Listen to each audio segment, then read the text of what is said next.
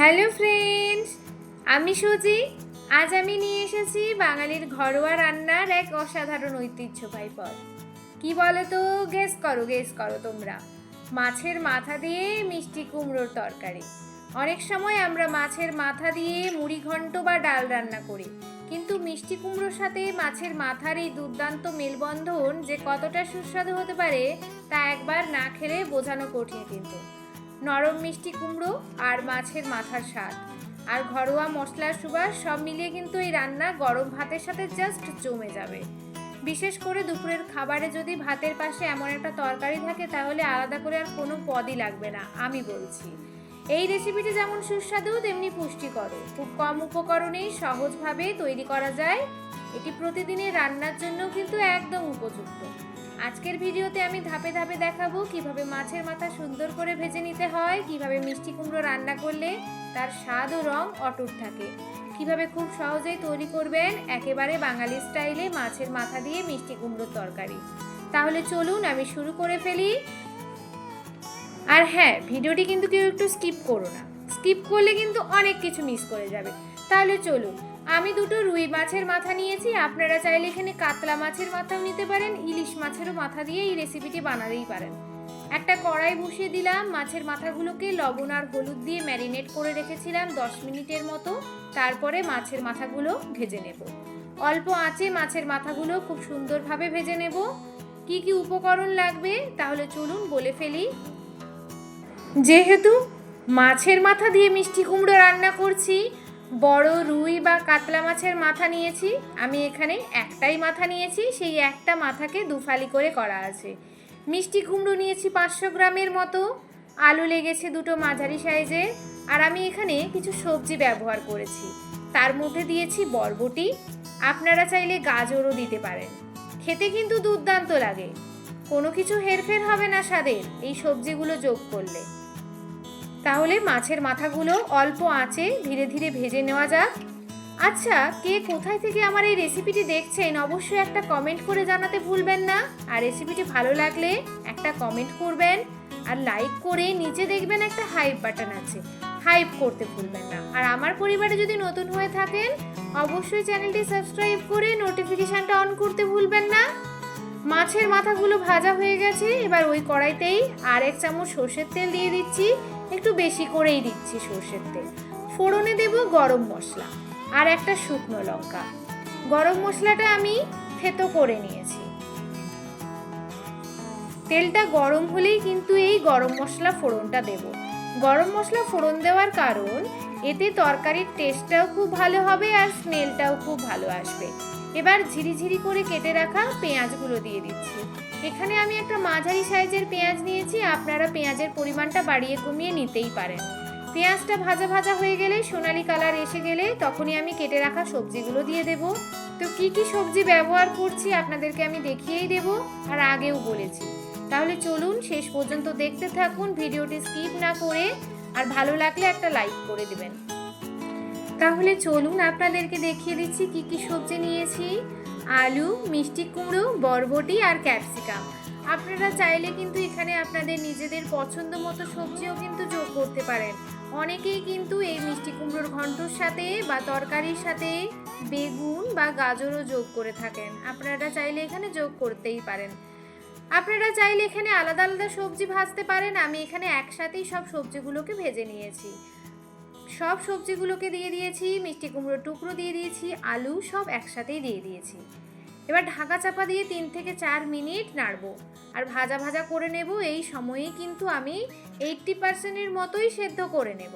আর হ্যাঁ বন্ধুরা, তোমরা এই রেসিপিটাতে সেদ্ধ ছোলা বা সেদ্ধ করে রাখা মটরও যোগ করতে পারো, তাতেও কিন্তু এই রেসিপির স্বাদ অনেক গুণ বেড়ে যাবে। মিষ্টি কুমড়ো দিয়ে দেবার পরে এবার দিয়ে দেব পরিমাণ মতো হলুদ আর স্বাদ মতো লবণ দিয়ে ঢাকা চাপা দিয়ে কুক হতে থাক এই সবজিগুলো। তাহলে এবার এই রান্নার জন্য মশলাটা রেডি করব। খুবই সিম্পল মশলা, যা আমাদের বাড়িতে সহজেই পাওয়া যায়, কোনো তামঝাম নেই। তাহলে চলুন কি মশলা তৈরি করছি দেখে ফেলি। একটা মাঝারি সাইজের টমেটো নিয়েছি আর একটা মাঝারি সাইজের পেঁয়াজ নিয়েছি। পেঁয়াজগুলোকে বড় বড়ই কেটেছি, কারণ এটা তো গ্রাইন্ড করে নেব। আর নিয়েছি একটা রসুন, কাঁচা লঙ্কা, ঝাল মতো যে যেমন ঝাল খাবেন সেই বুঝেই ঝালটা দেবেন। আপনারা চাইলে এখানে শুকনো লঙ্কা ইউজ করতে পারেন, পেঁয়াজটার পরিমাণ বাড়িয়ে কমিয়ে নিতেই পারেন, মশলাটাও কমিয়ে নিতে পারেন। আর দিয়েছি এক টুকরো আদা, গোটা জিরে আর গরম মশলা। গরম মশলাটা বাটবো, তাতে দেখবেন এই রান্নার টেস্টটা দ্বিগুণ বেড়ে গেছে। ফোড়নেও দিয়েছি আর এখন বাটাও দেব। তাহলে এর একটা স্মুথ পেস্ট রেডি করে ফেলি।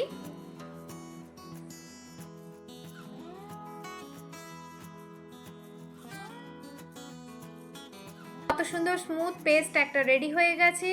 এবার কড়াইয়ের দিকে যাওয়া যাক। কড়াইয়ের ঢাকনা খুলে দেখলাম আলু, মিষ্টি কুমড়ো আর বরবটি সেদ্ধও হয়ে গেছে, ভাজাও হয়ে গেছে। এই সময় কিন্তু আমি বেটে রাখা মশলাটাও দিয়ে দিচ্ছি। মশলাটা দিয়ে ক্রমাগত নাড়তে থাকবো আর গ্যাসের ফ্লেমটা লো করে দেব। গ্যাসের ফ্লেমটা লো করার কারণ নিচে মশলা লেগে যেতে পারে আর পুড়ে যাওয়ারও সম্ভাবনা থাকে, তাই এই সময় গ্যাসের ফ্লেমটা লো করে দেবেন। মশলা থেকে যখন তেল ছাড়তে শুরু করবে সেই সময় দিয়ে দেব জল। আমি এটা কিন্তু শুকনো শুকনো করছি, রুটি, পরোটা, গরম গরম ভাতের সাথেও কিন্তু খেতে খুব ভালো লাগবে। অবশ্যই কিন্তু গরম জল দেবেন, ঠান্ডা জল দেবেন না, পরিমাণ মতো গরম জল দেবেন। ভালোভাবে কিন্তু মশলার সাথে 2 মিনিট আমি এই তরকারিটা কষিয়ে নেব। 2 মিনিট ধরে কিন্তু আমি ক্রমাগত নাড়তে থাকছি। এবার ভেজে রাখা মাথাটাও দেব। তার আগে দিয়ে দিলাম 1 চামচ বাড়িতে তৈরি করা গরম মশলার পাউডার। এবার দিয়ে দিলাম পরিমাণ মতো জল। জল দিয়ে কিছুক্ষণ ফুটিয়ে নিলে একদম শেষে দেব মাছের মাথাটা। মাছের মাথা যখন আমি ভেজে রেখেছিলাম সেই সময় এই হাতার সাহায্যে একটু ভেঙে ভেঙে নিয়েছিলাম। গোটা দিতে যাবেন না, ভাজার সময় একটু ভেঙে নেবেন, ঠিক আছে, মাছের মাথাগুলো। তাহলে এটা সেদ্ধ হতে থাক।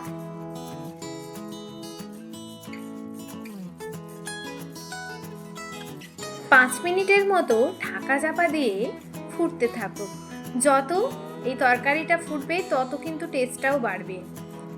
যখন দেখবেন আলু, মিষ্টি কুমড়ো সেদ্ধ হয়ে আসছে সেই সময় কিন্তু ভেজে রাখা মাছের মাথাটা যোগ করে দেব। মাছের মাথা যোগ করে তরকারিটা কিন্তু একদম জল যতটা থাকবে শুকিয়ে নিয়ে নামাবেন। শেষে 1 চামচ গরম মশলা বা টাটকা ধনেপাতা দিয়ে নামাবেন। মাছের মাথার সেই গাঢ় স্বাদ আর মিষ্টি কুমড়োর প্রাকৃতিক মিষ্টতা কিন্তু একসঙ্গে মিশে কি সুন্দর একটা ঘরোয়া বাঙালি পদ তৈরি হয়েছে বলুন তো। এই রান্নার সবচেয়ে বড় বিশেষত্ব হলো খুব সাধারণ কিছু উপকরণ দিয়ে এমন একটি খাবার তৈরি করা যায় যা পরিবারের সবাই খুব আনন্দ করে খায়। গরম গরম ভাতের সাথে যখন এই তরকারিটি পরিবেশন করবেন তখন মাছের মাথার স্বাদ আর কুমড়োর নরম মিষ্টি ভাব আর মশলার সুন্দর সুবাসে মিলিয়ে একেবারে অন্যরকম একটা অনুভূতি হবে। এক থালা ভাত শেষ হয়ে যাবে। আমি তাই গরম গরম ভাত আর স্যালাড, মিষ্টি কুমড়ো দিয়ে মাছের মাথা আর উচ্ছে ভাজা দিয়ে আপনাদের জন্য এই পদটি পরিবেশন করছি। অনেক সময় আমরা মাছের মাথা আলাদা করে ব্যবহার করতে চাই না বা বুঝতে পারি না কি রান্না করা যায়, কিন্তু এই রেসিপিটি একবার ট্রাই করে দেখবেন, বাড়ির সবাই কিন্তু বারবার খেতে চাইবে। আর আপনারা যদি রেসিপিটি বাড়িতে বানান তাহলে অবশ্যই কিন্তু একটা কমেন্ট করে জানাতে ভুলবেন না। আপনাদের মতামত, পরামর্শ, ভালোবাসায় আমার নতুন নতুন রেসিপি নিয়ে আসার অনুপ্রেরণা দেয়। তাহলে আজকের মতো আসি, সবাই ভালো থেকো, টাটা।